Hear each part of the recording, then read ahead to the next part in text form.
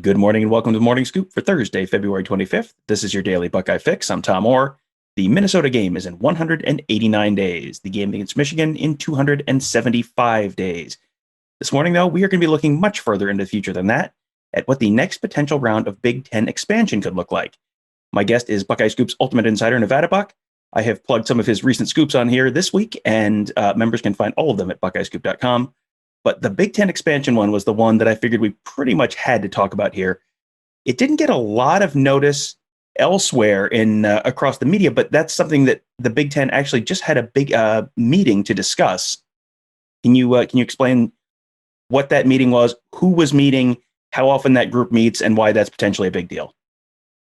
Yeah, Tom. Well, as you're aware, the Big Ten has a subcommittee on expansion, and the Big Ten's been pretty quiet on the expansion front. And frankly, all of the conferences have been pretty quiet on the expansion front. And recently they had their first meeting, in almost, I believe it's like 20 months, the first time that they've met, and discussed Big Ten expansion plans and talked about what are potential viable candidates for the Big Ten, what's the criteria, and from reviewing some of the agenda items, it looked like they talked about numbers, they talked about different schools, and I definitely feel like we're kind of getting into an era. The Big Ten television contract is up after the 22-23 season, so you're about 2 years out, which is about right for this.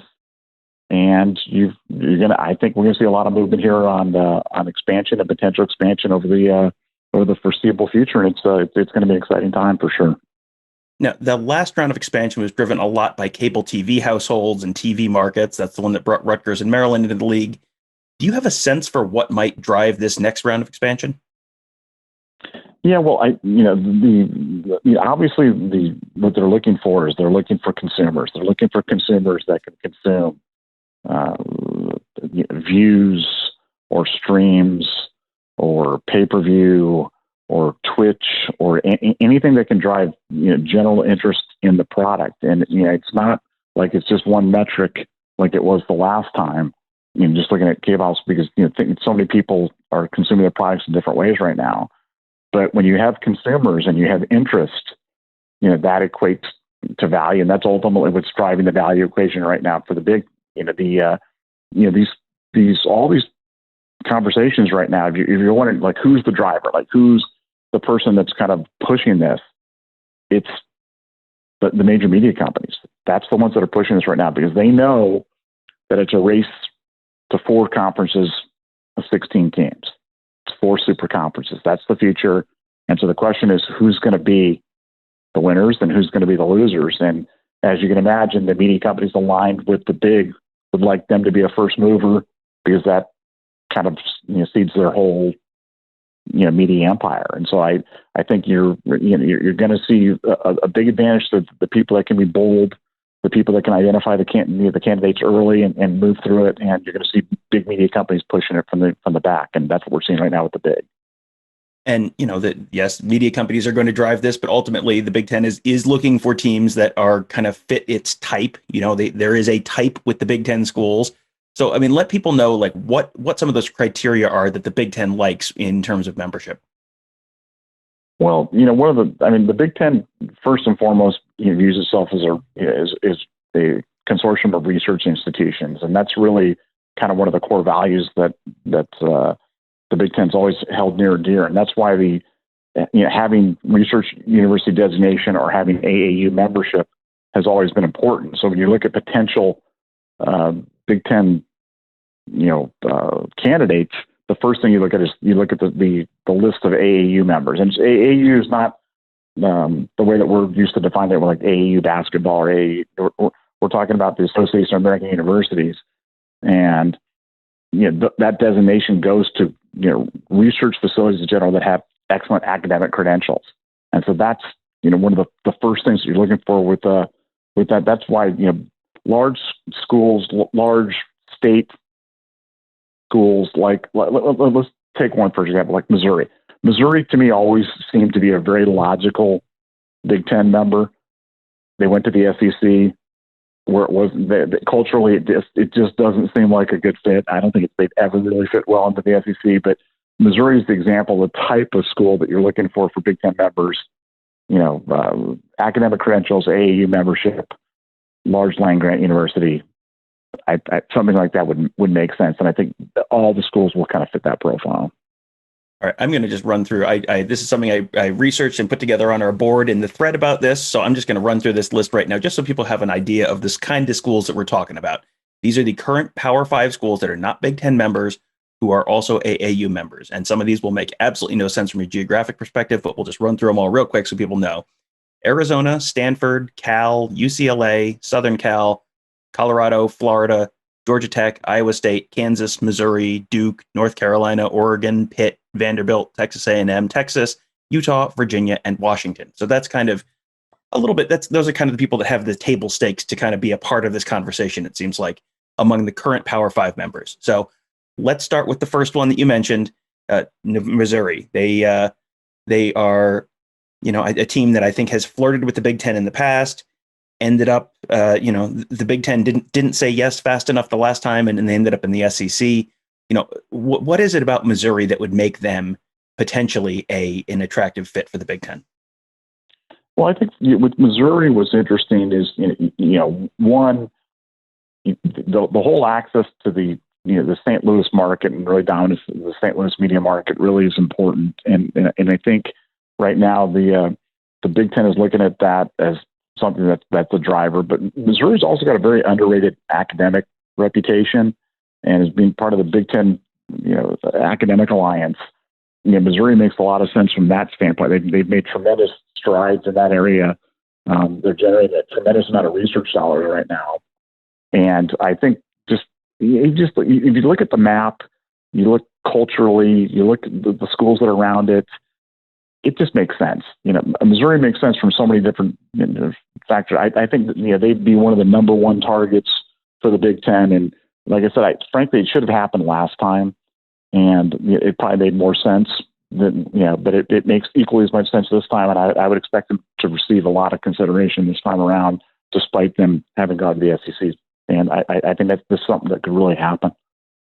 No, that was the first of the 4 teams that you had listed as teams that one of your sources had indicated were active parts of the conversation with the Big Ten. 2 of the other ones were like really logical ones that I would have probably thought of in terms of logical additions from a geographic perspective. The 4th one was way outside the box. So Missouri's one. Let's do the next 2. They're kind of go together. A pair of schools currently in the ACC, Virginia and North Carolina. What would make them attractive targets for the Big Ten?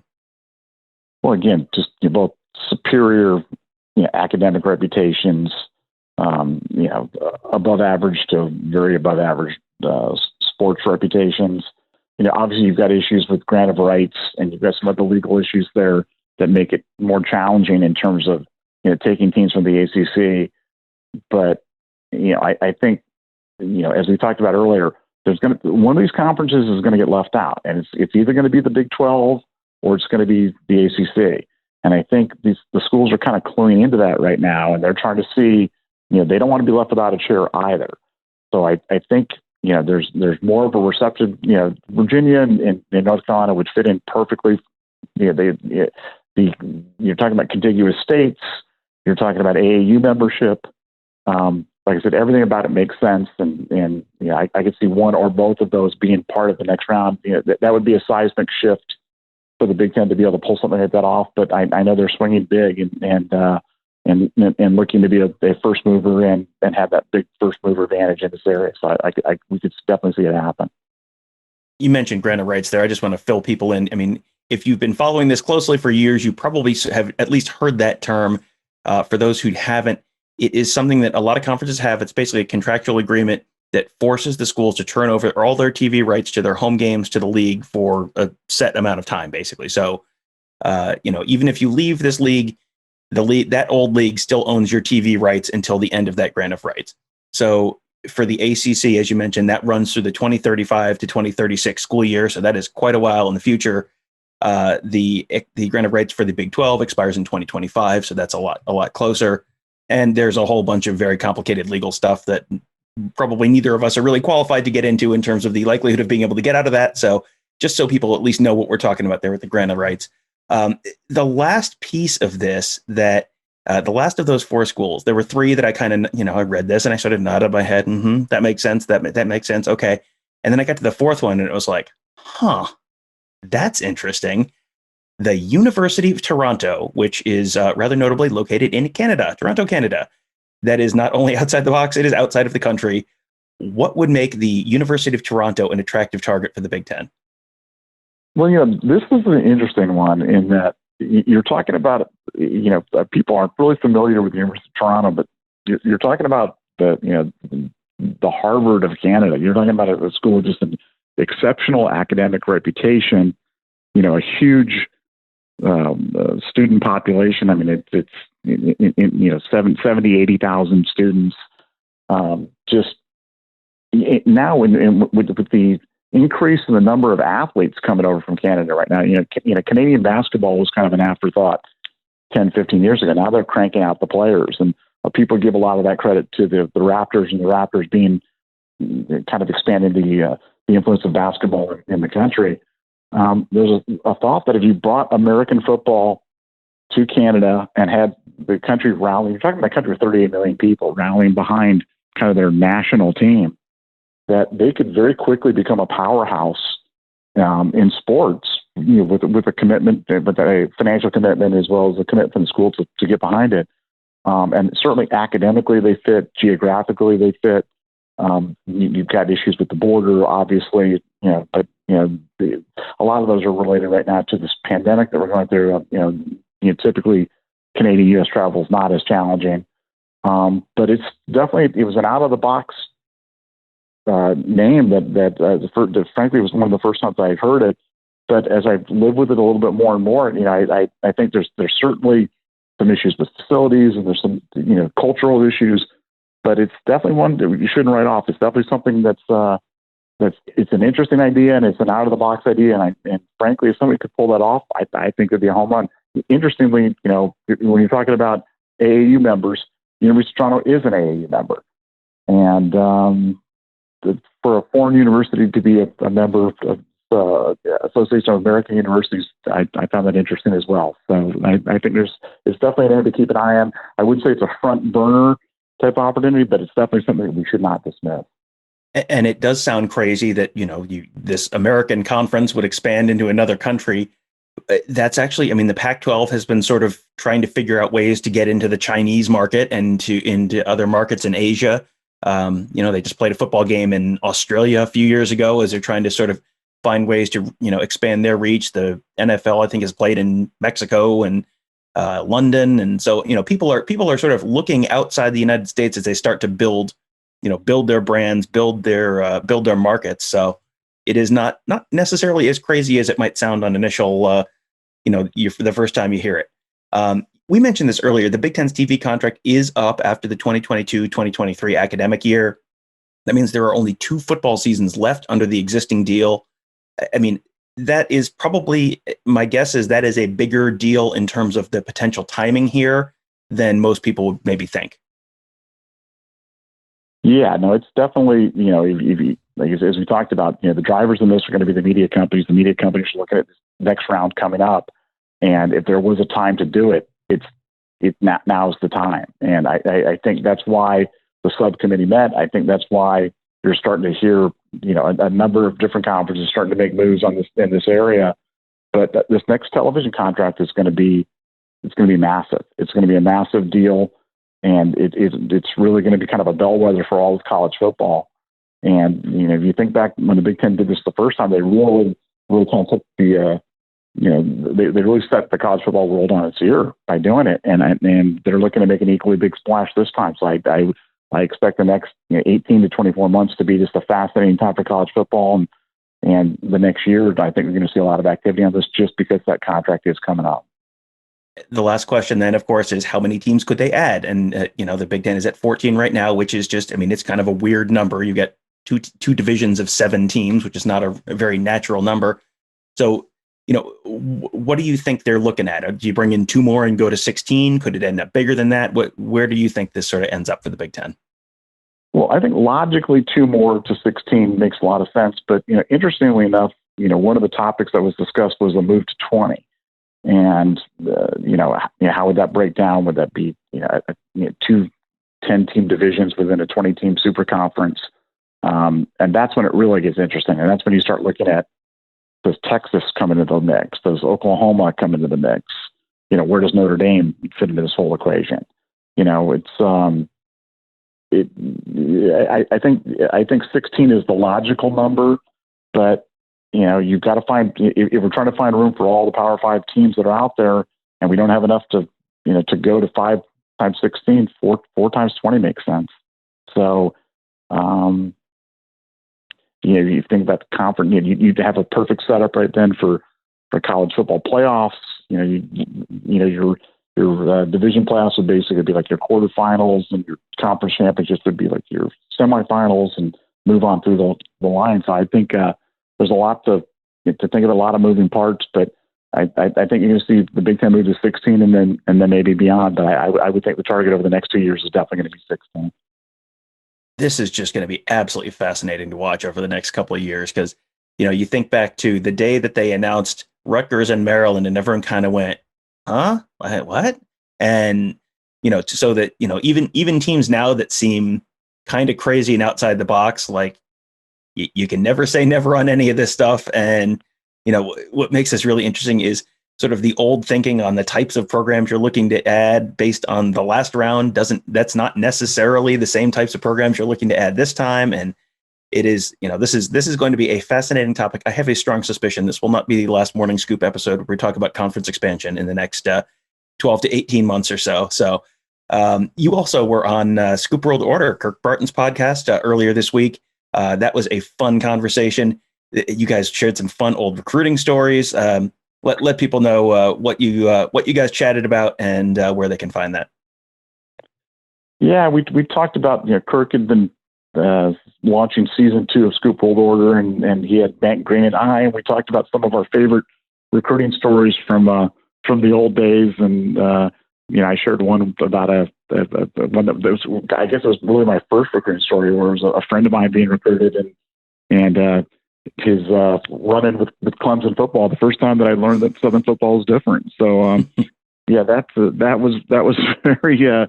I thought it was a fun walk down memory lane, and we got so many of these stories. The challenge in telling these stories is that a lot of these people are still working in football, so we're trying to change their names to protect the innocent. But yeah, college football recruiting is always fun to talk about. And we've had some great threads going on the board as well about some of our favorite stories about South Florida and recruiting against the SEC schools, and fun with Michigan as well. So it's like I said, it's been a fun walk down memory lane, and it was fun sharing those stories. Well, you can find Scoop World Order and all of our wonderful podcasts from the Buckeye Scoop Podcast Network on Apple Podcasts, Google Podcasts, SoundCloud, Spotify, Spreaker, also YouTube. Just search Buckeye Scoop to find all of those. You can subscribe right there. Also, make sure you subscribe to our YouTube channel. We are churning out a ton of great content there. Everything from press conferences. You want to watch Chris Holton's press conference, or see the video of Ryan Day talking about whatever he's talking about whenever he has a press conference. You can see it there. We have all of our great podcasts there.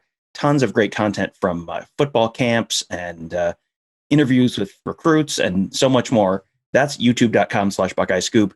But also you can just subscribe on whatever your podcast platform of choice is to find your podcast there. Also, make sure you check out our website, buckeyescoop.com. We just spent, 15, 20 minutes talking about one of these incredible scoops that NevadaBuck has had this week that you just, like I said, you really haven't seen this anywhere else. This is stuff that you're only finding at Buckeye Scoop right now. He had another great one about Ryan Day and what Ryan Day is doing inside the walls of the Woody Hayes right now with all the extra time he has without being on the road for recruiting right now during the NCAA dead period. Absolutely fascinating. Something I've never heard a coach doing before. Really, really interesting stuff. You can find that at buckeyescoop.com. If you remember, you can also just type in NevadaBuck.com. That will take you to everything Nevada posts. We have a separate URL because people really, really care about what NevadaBuck posts, because he has a pretty good track record of knowing what he's talking about and having stuff that no one else has. So you can become a member at buckeyescoop.com and then just visit NevadaBuck.com just to find all of his stuff. So thank you guys all for joining us. Have a great day. We will talk to you tomorrow.